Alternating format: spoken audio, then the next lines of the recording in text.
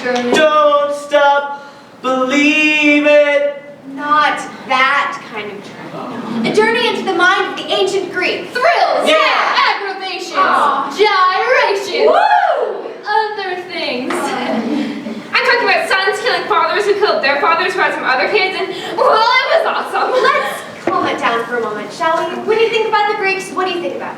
Ooh, me. Yes. The hairy guy that owns a restaurant. It's a family recipe. Opa! While it's true many Greeks have a lot of hair and do own restaurants. You'll be surprised to know that they actually started Western culture. If it weren't for the ancient Greeks, we'd be a bunch of naked, illiterate savages painting ourselves blue and eating raw deer. Awesome. And as punishment for their contribution to Western culture, we've been forced to study them for the past 2,500 years. Not awesome. What we're doing today Prepare to be amazed. What we're doing is It's we're going awesome. just let me tell them, okay? You'll be like, whoa, that's what I'm talking about. That's what I'm talking about. Anyway, we're going to portray Greek mythology for you right now. Right now. Wait, all of it? Well, our favorites at least. My head's gonna explode. Let's do it. Without further ado, here's The Greek Mythology Olympiaganza by Don Zolaitis. At first there were the Titans, and the king of the Titans was Kronos. My loyal subject. Or subject. There were actually many Titans, people like Prometheus, Epimetheus. how do I say it? Epimetheus. Epimetheus, this other guy, and Uranus. I don't want to be this character. Why not? I don't like my name. What? What's wrong? Don't say it, please. What's wrong with Uranus? That's it. I said it wasn't going to be Uranus. Wait, let's call you the big U. Okay. So the other day I had a dream that my children will rise up against me and kill us all. Any thoughts? Okay, how about this? After each child is born, you eat them. That sounds logical. You want to eat my babies? This is why women can't be in charge of anything. They can't make the tough decisions. Eating babies is. Nice idea, Big U. Thanks, Your Majesty. Now I know what you're all thinking about out there. This must not be the proper family relationship. But you're just looking at it with modern eyes. In ancient times, it was perfectly acceptable. No, it wasn't. It was always gross. Kronos, can we talk? Sure, honey, what's up? You need to stop eating our babies. Nag, nag, nag. That's all you ever do. So Rhea did the only thing she could do. We went to therapy, which never works. That's interesting. And how do you feel about him eating the children? It makes me feel upset. Go on. Because he's a jerk. That's a blaming statement. We're not using blaming statements here. I feel upset now. It's okay, Kronos. It's Rhea's turn to share right now. Are you listening to her? Yes, yeah. Good. I think we're making progress. Go on, Rhea. Tell Kronos how you feel. Kronos, when you eat our babies, it makes me don't share your feelings with him, he'll never know. It makes me angry because a lot of work went into those babies, and you eating them means that you're eating our love. Can I share a feeling statement? Please, that's right here. Rhea, if you don't stop complaining, I'll eat you next. No, we're backsliding. Remember what we talked about in our last session? Oh, sure, you've never done anything wrong. What about the time the soup was cold? Maybe if we just try You're not even trying to make this marriage work. Are you kidding me? Let's try to remain positive, okay? Okay, let's just sit down and try and exercise I like to call sharing time. Kronos, you share something you haven't told Rhea, and Rhea, you share something you haven't told Kronos, okay? Can we please try that? I guess. Fine. Okay, Kronos, you first. What haven't you told Rhea? Rhea, I think your sister's hotter than you are. What? Now, Rhea, what would you like to share with Kronos? Okay, so you know how that last baby you ate was all tough? Yeah, I think it chipped my tooth. Nice job, honey. Yeah, but it wasn't a baby. It was actually a rock, and I've been training our real son ever since to kill you. How did I miss that? Come on in, Zeus. Come on, get it, boy. Kill him. You've been lying to me this whole time. Oh, yeah, and in the middle of this, Kronos puked up all the kids he'd eaten, and they banded together and... What? I'm not making this up. This is straight from Wikipedia. This myth is kind of gross. Most of them are. Anyway, the regurgitated children formed a team and banded together and eventually defeated Kronos and the Titans and banished them forever. Yeah. So since you're banishing the Titans, You're banished too, and you too are striking out. Dang it. Now I, Zeus, as your enlightened leader and guide, shall guide using the principles of democracy and fair play to inform my decision-making skills, and I shall never, ever seduce any mortal women, because, hey, I don't know if you're into this kind of thing, but I'm a king of the gods, so... Yep. So that lasted for about 5 minutes, and Zeus became king. And in here somewhere, man appeared. But Zeus didn't like man so much, so he decided to punish him for all of eternity. Jerk. Yeah. So, as punishment, in walks... Whoa, what the kind of animal is that? I'm not an animal, I'm a It's woman. a talking animal. Vegetable tastes great to eat. So the next time Zeus created a woman, he decided to send man a little warning first. Hey, man. Oh, is that you, Mighty Zeus? Yeah, you know that animal you ate yesterday? Oh, yeah, the talking one. Yeah, I'm gonna send you another one. Don't eat her. Oh, okay. Zeus's. So the next day... My name's Pandora, and I'm looking for this guy. I guess I'm supposed to show up here and cook dinner and stuff, and also wash the clothes, do the dishes, clean the house, make the clothes, raise the children, provide comfort in time of trouble, be eye candy, nag you until the yard work gets done, appreciate music and fine art, whatever that is. Geez, there's a lot in here. You sound great. Now get to work washing dishes, making clothes, make sure you don't open up a mysterious box that lose all the evils of the world, like death, disease, poverty, boy bands, and lack of justice in the electoral college. I'm getting pretty offended here. Will you let me tell the beautiful man? No, it's sexist. Fine, you tell it then. Okay, let's look at this a different way. A feminist perspective. Why don't we just present it as if it were a movie on the Hallmark Channel? Okay. Can I get some music, please? Yeah. Not that music. Okay. They seem like the perfect suburban couple. They're a couple that laugh together, play together. We're playing. It didn't have a care in the world. We don't have a care in the world. But then at a dramatically convenient point in the story, it all changed. What's that, sweetheart? It's a box. I got it today from a mysterious man. What happened to your voice? The mysterious man. How mysterious. Well, where are you going to put the box? Why are you so worried about the box? I'm not. I was just Don't wondering- talk about the box. Just don't. Sorry.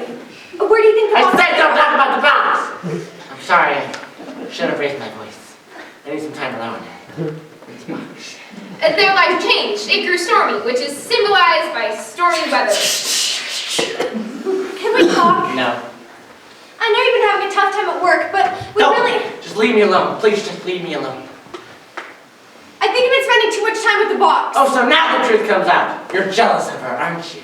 I am not jealous of a box. Liar! What's in that box anyway? Why do you stay away from it? You don't understand it. You don't love it like I do. You love it? Why is that so hard to understand? She listens to me. She understands me. What could she do? Honey, I've come to a decision. It's me or the box. The box. Really? You don't need the box. You need to die. One more move and the box gets it. You wouldn't. Try me. Drop the spatula. I'm not going to be replaced, you got me? Not by someone younger and boxier and made out of wood. I love you, man, and I love this marriage, and this is not coming to stand between us. No! Finally. And Pandora was killed by the evils of the box. Pandora, no. I loved you, I did. I took married love for granted. And like all men who take married love for granted, I'm doomed. Doomed, I tell you. Darn you, box! Darn you to 2016! Oh my god. And everything that was horrible in the world, Like labor pains, migraine headaches, and professional wrestling emerged. the end. And now, no study of Greek mythology is complete without an in-depth exploration of epic poetry. Which we're not going to attempt. Yes! I mean, oh. Instead, we're going to present the greatest epic poem of all time, the Iliad. With whatever time we have left. Ready? Wait, I need to go pee. Just hold it. And go. The Iliad is a recounting of the Trojan War by Homer. It is 8,674 lines long. Of those, 7,922 describe someone being killed. How did the Trojan War begin, you ask? Well, like most wars, it began with... A beauty contest. There's this shepherd, Paris. One sheep, 2 sheep, 3 sheep. He was visited by 3 Greek goddesses, Hera, Aphrodite, and Athena. Greetings, mortal! Holy goddesses. So, if you had to pick which one of us was the hottest, which one would it be and why? And if you pick me, Aphrodite, you'll be able to make any girl you want fall in love with you. Even mermaids. You're the hottest. Score. I hate you now. I hate how rude she does. I hope that won't cause any problems. Oh well. 4 sheep, 5 sheep. And just then, the most beautiful girl in the world happened to walk by. My name's Helen, and I'm totally hot and well. Whoa. Wow. Hey. Hey, baby. Yeah, let's run off together. What who? Slight problem. She was married to King Menelaus.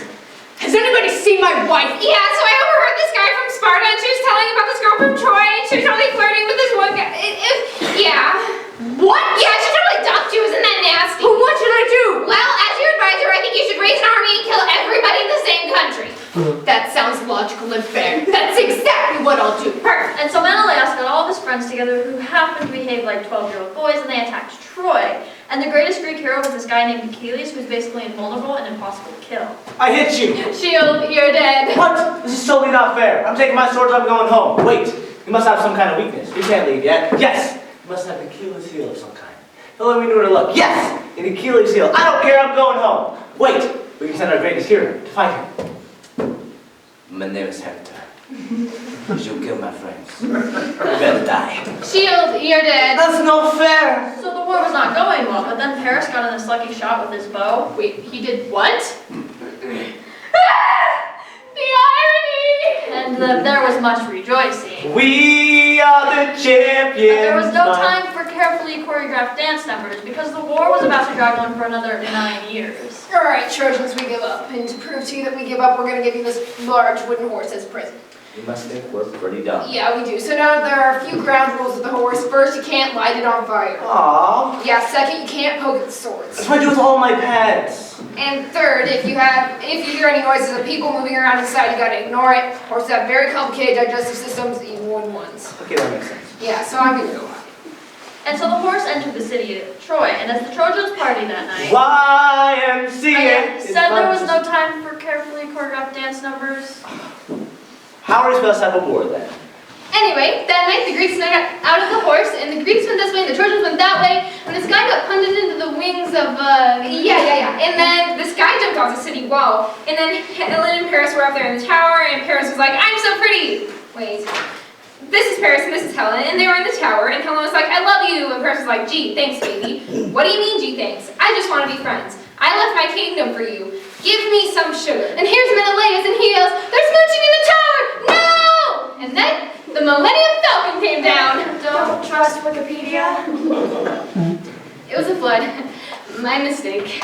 And so then it came down to Paris versus Menelaus, a titanic struggle. A titanic struggle, not the Titanic. Oh, right. Ow, ow, ow, ow. Ow, ow, ow. Until finally, give me some sugar, baby. You always say the nicest things. And he lived happily ever after, until they returned home and his friend Agamemnon was murdered in the bathtub by his wife and her lover. And then their son grew up and sought revenge and killed his mom. And then he lived happily ever after until he was chased down by the Furies who hated him. Okay, nobody actually lived happily ever after.